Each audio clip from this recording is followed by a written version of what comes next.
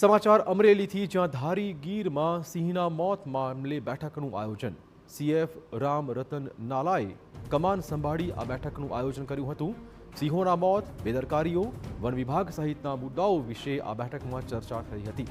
26 રેન્જના આરએફઓ સાથે સીધો સંવાદ સાધીને આ બેઠકનું આયોજન કરવામાં આવ્યું હતું. પેટ્રોલિંગ વધારીને તમામ અધિકારીઓને સંકલન રાખવાની સૂચના આપી દેવાઈ છે. અગાઉ જૂનાગઢમાં 3 ડિવિઝનની પણ બોલાવાઈ હતી બેઠક.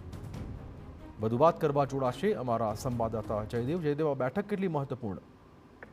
ચિરાગ, ખૂબ મહત્વપૂર્ણ આ બેઠક હતી, કેમ કે છેલ્લા કેટલાક સમયથી સિંહોના મોત થતા હતા. કેટલીક બેદરકારીઓ છે તે સામે આવી હતી અને ધારી ગીર પૂર્વ ડિવિઝન છે, ખૂબ મહત્વનું ડિવિઝન છે અને અમરેલી જિલ્લામાં ખૂબ મોટી સંખ્યામાં સિંહો છે. તેવા સમયે કેટલાક જે 3 ડિવિઝન વચ્ચે સંકલનનો અભાવ હતો, જેમાં અમરેલી જિલ્લામાં 3 ડિવિઝન છે, જેમાં પાલિતાણા શેત્રુંજી ડિવિઝન, સામાજિક વનીકરણ અને ધારી ગીર પૂર્વ ડિવિઝન.